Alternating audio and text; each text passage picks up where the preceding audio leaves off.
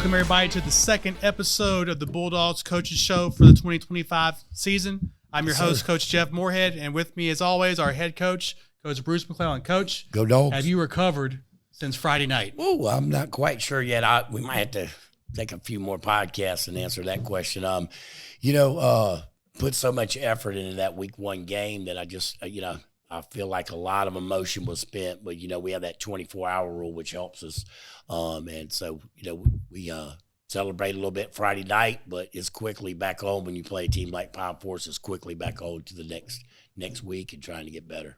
The preparation for 71st is longer than most teams on your schedule because they're week one. And so you start that prep a little bit early.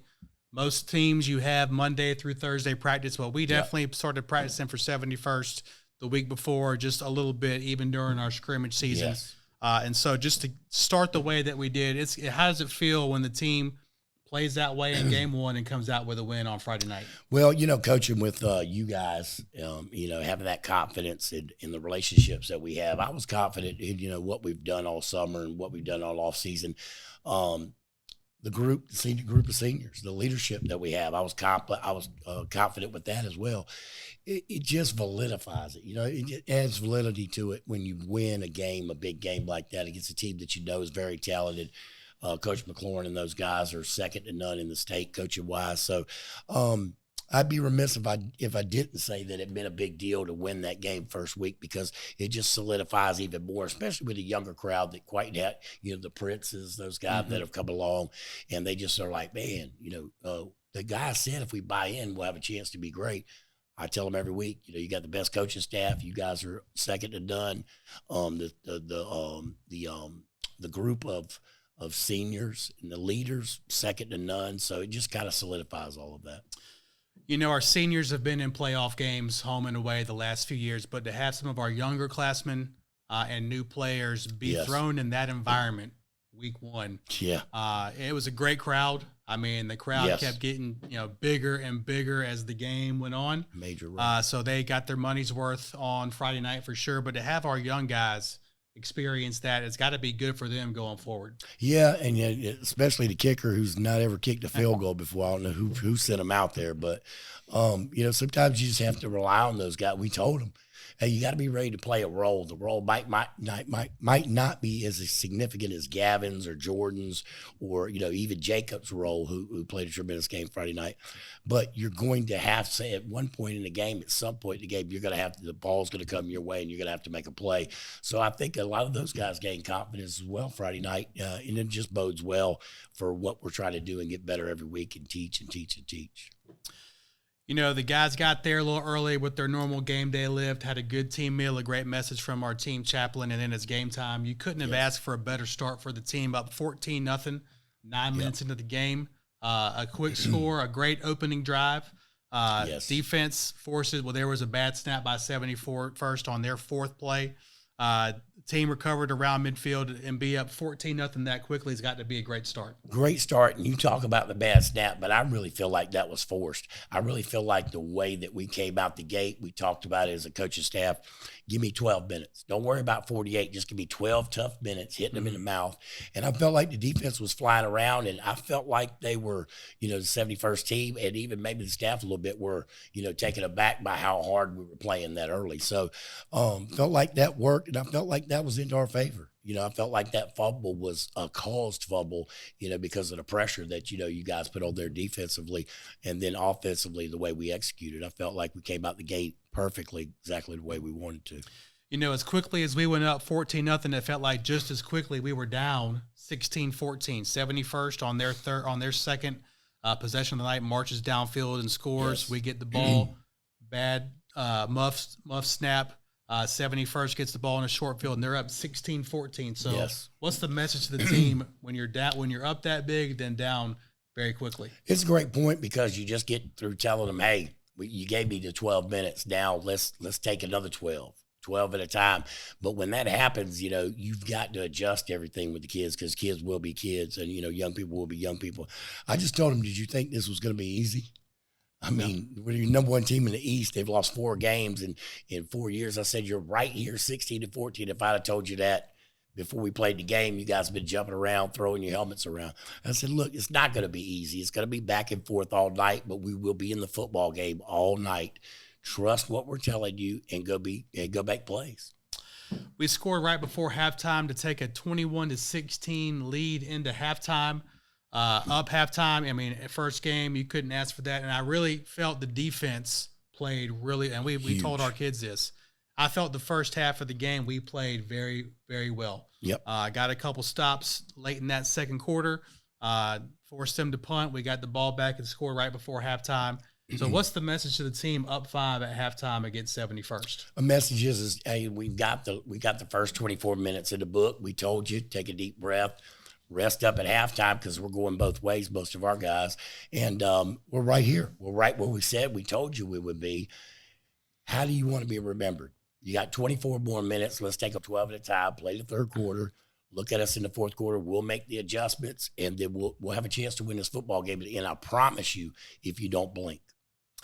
71st takes their opening drive of the second half down and scores. Then they force a punt. They score again. So now they're up 30-21. So, yes. Again, that back and forth game. Just how does that, what do you say to the team when it's back and forth like that? That's the crucial point in the game. Somebody's got to step up and make a play. Offensively, defensively, we give up one. Offensively, nobody can point any fingers. It's both sides of the football. Special teams had let us down a little bit. But you've got to keep playing the football game.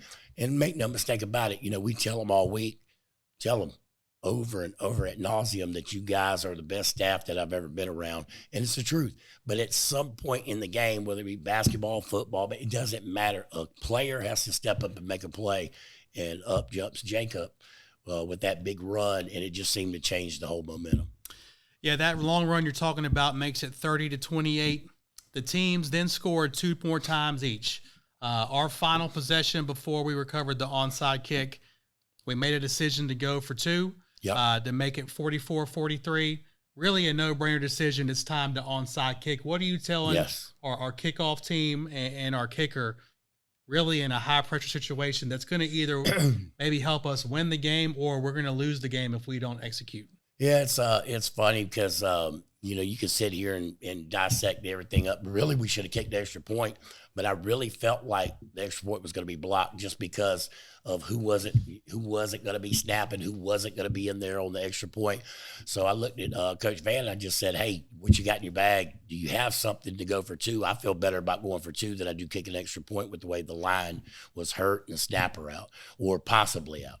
So we decided to go for 2. We felt like it was a higher percentage than kicking an extra point, which is very rare. But we know each other so well and know the kids so well that, that was the decision. We score. I tell Jacob, please lead those guys. Gavin, all those guys are looking at me. I'm like, please score. I promise you we'll get the onside kick. So they go down and score. We get the onside kick. And I look at them and just tell them, hey, the only bad thing now is you have to go down and score again. And they just look at me. We've been together so long and kind of laugh about it and said, no problem, Coach. We got you. On the onside kick, you don't want to say too much to a kicker who's never kicked before, so I didn't say anything to him. I just said, do exactly what the coaches told you in practice. But as far as 9 and some of those guys that were up front, I said, somebody's got to want the ball and go get the ball. And 9 wanted the ball. Did anyone recover it? Yeah. 9 Bo wanted South, the yeah, onside kick Man, recovered those by guys, senior Bo South. Yes, I'm telling you, those guys went after the football like their life depended on it. So I kind of left the kicker out and said, do what you were coached to do. Because, Tice was just trying to, start his first game and kind of get his feet wet.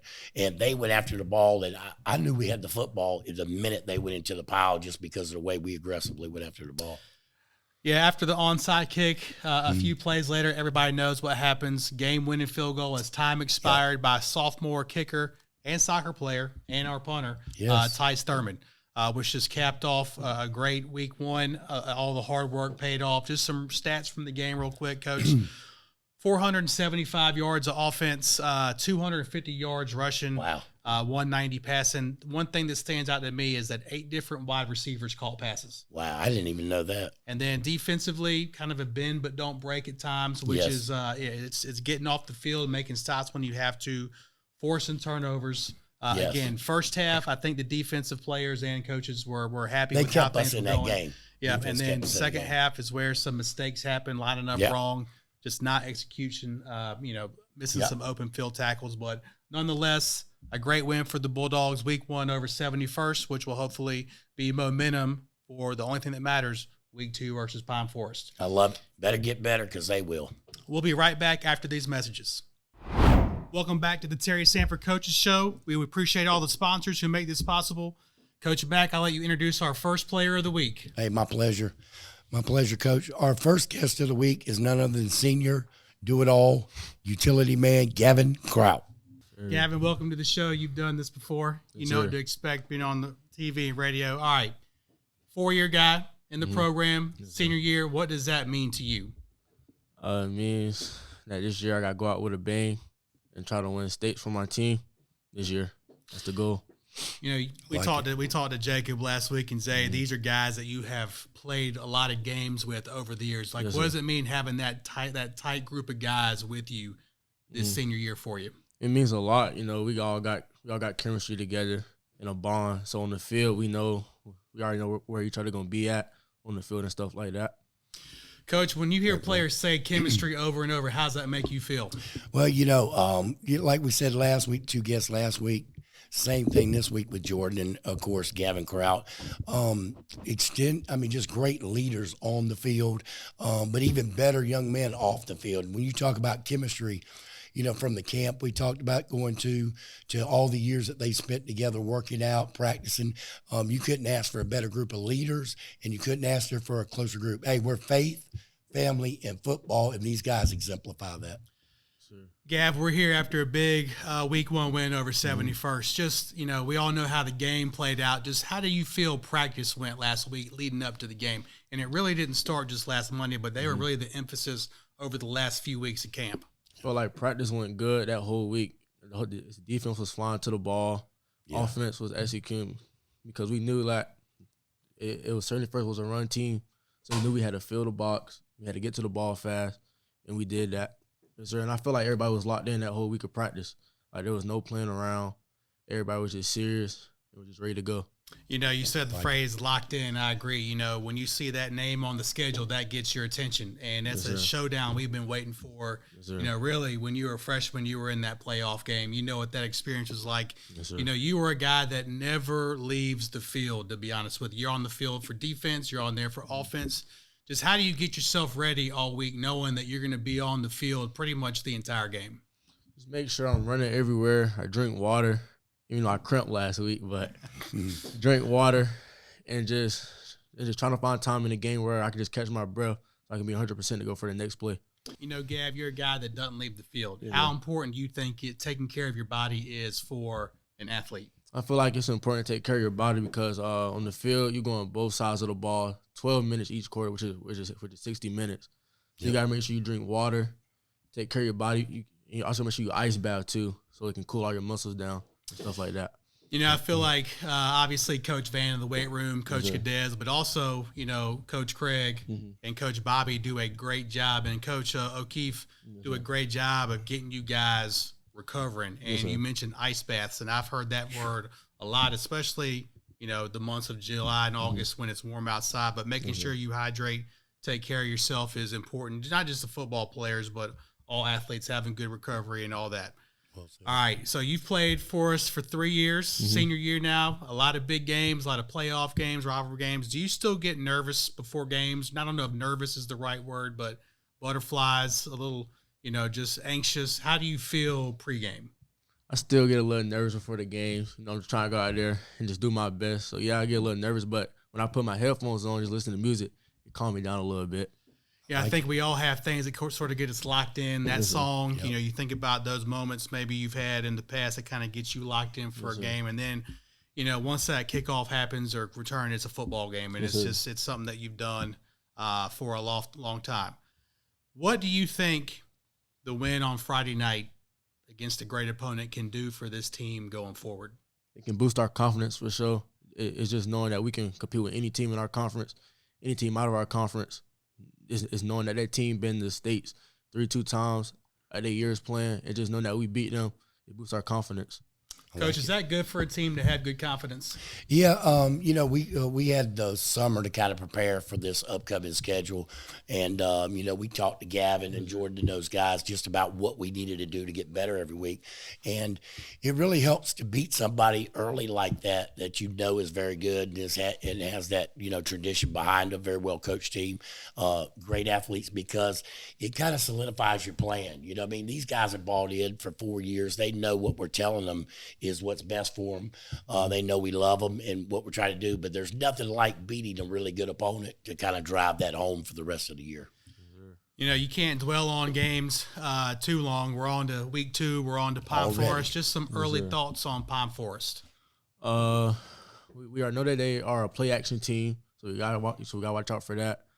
Just going into the game as the same mindset we have for first. We don't take no team lightly.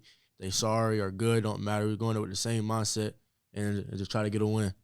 It's about playing at our standard, our level, and if we play at that level, we're going to be that standard's good enough to beat most of the teams, if not all the teams on the schedule. Yes. All right, any favorite players that you model your game after, or favorite teams? I really like Malachi Starks. He went to Georgia. He play for the Ravens now. Good one. I watch his game, and also I say Jalen Ramsey. Yeah, knowing he physical and he be talking during the game. So yeah, I be talking during the game. Do you prefer one side of the ball over the other? And it's okay to say, it's okay to feel this way, but do you prefer one side of the ball or one thing over? We'll let you off the hook today. No repercussions. I'll say defense. I like it. Yes, sir. As he looks at me, it's okay. I love it. Yes, I just love having you on the team. Don't worry about it. Well, Gav, your ability to go both ways is really important to this team going forward. Yes, it's always good to start with a win. Look forward to you growing as the season goes on. Good job, man. Yes, hey, great job, Gav. Yes, sir. Welcome back to the Terry Sanford Coaches Show. Coach Mack, I'll let you introduce our second player of the week. My pleasure, Coach. And none other than senior Jourdan Browning. Jourdan, welcome to the show. Yes, sir. Thank you. How'd it feel beating 71st the first game of your senior year? It felt like an accomplishment that I felt because I've really been going mindset all year, do what your seniors could, the seniors that you had your freshman year couldn't do. So I know how they felt after that loss, and I was like, I want to make sure I feel how 71st felt when we played them, and they beat us. Yep. Yeah, you were on that team. Again, a lot of our guys have been, a lot of our seniors were our true 4-year guys, and so they were on the field in uniform at the playoff game, and that experience, that game, they gained that night stays with them as they move forward in their football career. Just some thoughts. Your senior year is here. How does that make you feel? I'm getting old. That's what it makes me feel. But I know life's getting ready to hit very, very soon. I got to lock in more at football because I know that's what I want to go to college for. So I just take it day by day, enjoy every moment I can try to. And obviously I'm going to ask you about just the relationships you have with this high group of seniors and how is it kind of closing this part of y'all's lives together on the football field? It's a great group. I love this group. I'm glad that God brought all this group together. After summer workouts, we used to always go out to eat together, actually, bond with each other. There you go. Just enjoy our senior moments. I love it. I believe it was March or April when 71st was put on the schedule, and that's week 1, so it sort of drives you in the off season. How do you think the summer went leading up to that game, and ultimately the days as they got closer to the game? How was practice going for the team, you think? Yes, sir. I would like to say summer started off rough for us. Summer started off very rough. A lot of guys going different ways, a lot of guys playing different positions. But we ended up, once we went to Campbell, I feel like that was our lock-in. Then we went to Jamboree. That's where we really locked in. We found out, we got to lock in because of this, what we played here, that's not going to help us win our first game of the week or going into the season. So we just locked in after that, and I feel like we did pretty good going into the first game of the week. Just pregame, let's say team meal's over, so it's about 4 o'clock, and we've got about an hour and a half before we hit the field. What's going through your mind and those minutes leading up to getting out there with the specialist? Yes, sir. I'm listening to music. I'm picturing what I'm about to do, and I'm just praying to God, praying that He help me get through the game, help me no injuries happen. I just picture everything I do. Like it. What's the mindset of somebody that plays a lot of offense, playing a lot of defense, special teams? Just what's that like for you this year? First game when I did it, I was like, man, I don't know how I'm gonna do it, but I got through it. I definitely cramped a lot towards the second half of the game, but I got through it. I just got to drink a lot of water and stay focused, stay locked in. You know, we jumped out to a 14-0 lead Friday night, about 9 minutes into the game. Just when you saw that score on the scoreboard, Terry Sanford 14, 71st 0, what's going through you and your teammates' minds? I was screaming on the field, stay focused, because a lot of them games happened since I've been here. Happened against Scotland a lot. They'd always come to a field goal. I had a feeling it was going to come to a field goal, so that we just got to stay locked in, got to stay focused. I wish you would have told me. You know, Coach Mack, if I recall, there were a few games last year where we kind of got behind like that and didn't really wake up. The game at Scotland comes to mind, and some other games last year where we kind of got behind early. Yeah. And I believe the experience of coming back definitely helped the team this year when we got up big and then trailed real quickly after that. What do you think about that? Yeah, Coach? that's a great point, Coach. Really, that's why we kind of talked about, went over it with you guys about the 12-minute deal. We just told them, hey, I don't need 48 minutes. I need 12 minutes to start the game, to take away all that pressure and all that thought about that long 48 minutes, especially with guys going both ways. So I said, I'm going to tell the guys I need 12 minutes. I just need the first 12 minutes, and I felt like that was the key to the game. If we could hit them in the mouth the first 12 minutes and show them that, hey, man, this is not going to be an easy night, put a little more pressure on them, put a little more confidence in our pocket. And when they came over to it, they said, all of them were looking at me saying, hey, we gave you 12 minutes. I'm like, all right, now let's go figure out another 36. But, with the group like these two that you're going to talk to today and this group of seniors, they believe in us. We believe in them. And I really feel like that's what brought us through the game. What can a win like Friday night do for this team going forward? It's only game one. We've got 9 for sure games left in playoffs. But what can a win on Friday night do for this team going forward? Yes, sir. Just like Gavin said, it give us a boost for sure. Gavin give us a lot of confidence, but we always got to remember to stay focused, because that's one win. That's nothing. That don't mean nothing. Of course, they've been where they've been, but we also been where we've been too. So we just got to stay focused, stay true to it, stay standard. I know I came down from the box to the field the last couple minutes because I knew that was going to be the last possession of the game that really mattered. Yes, did you watch the field goal kick? Because some of your teammates had their back turns and couldn't watch. Crazy story. Actually, before that play, I came off the field for a cramp. So I was sitting on the sideline with a cramp looking. And the trainer was like, do you want to watch it? I said, I don't know if I'm going to be able to, but I'm going to have to get up and try to. So I got up, me and the trainer, we stood there and we watched it. I didn't know where it was going at first, but I'm glad it went in. Amen. That was a great way to start the year, but quickly you have to move on to the next opponent, which is Pine Forest. Just some thoughts on them real quick. They're a pretty great team. They got a new coach over there, but that doesn't mean nothing. That don't mean their standard's not going to stay their standard. So Terry Sanford, we just got to continue to play our standard. Play how we played last week, stay with the same focus, and keep the standard. Pine Forest is an old conference opponent. And we know how much that win did for us last year. We kind of got over the hump a little bit at home. Yes, sir. So why not just keep that momentum going forward? All right, real quick, just some favorite players, favorite teams. Favorite player, I would like to go first with my uncle, Tyson Browner, played for University of Georgia. Favorite teams, University of Georgia, Atlanta Falcons, Atlanta Braves. Anything Georgia, that's me. Anything loyal to Georgia. Georgia, that's me. Sums it up. Well, Jourdan, you had a good start to your senior year on Friday. Looking forward to that momentum continuing on this season. Yes, sir. Good job, man. Thank you. And we're back after these messages. Yes, sir. Good stuff. We are back on the Terry Sanford Coaches Show from our final timeout of the episode. This Friday night, second home game of the season. We are hosting old conference rival Pine Forest, 7 o'clock kickoff Friday night, Bill Yeager Field at Armstrong Stadium. JVs tomorrow or Thursday night at Pine Forest, 6:30 kickoff. Fans, remember the clear bag policy.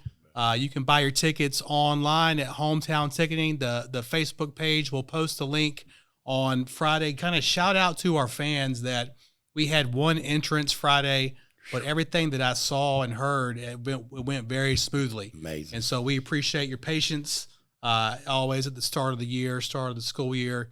New things are incorporated, but from all accounts that I've heard, very smooth entrance to our stadium Friday night, which made for a good and safe environment for all. All right, Coach. Well said. We are playing old conference rival Pine Forest that we have had some really interesting games with the past few years. Big win at home last year.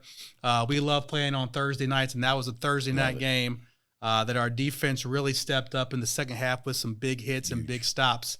We had a game out there a couple years ago, just was a wild game, high-scoring game.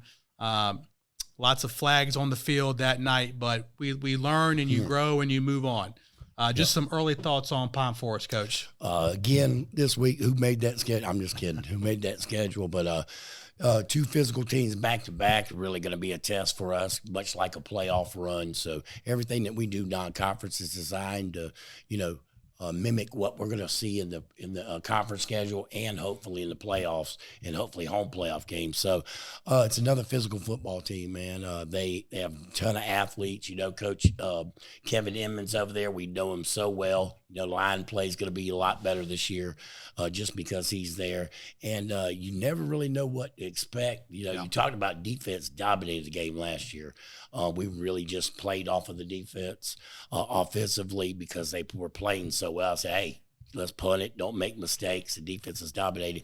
And then the year before, we had to score, go up and down much to the way the game was refereed. Not saying it was refereed bad, but just the way it was refereed. Sometimes you have to play. It's like a basketball game. If people are going to press you full court, you got to break it. You got to score.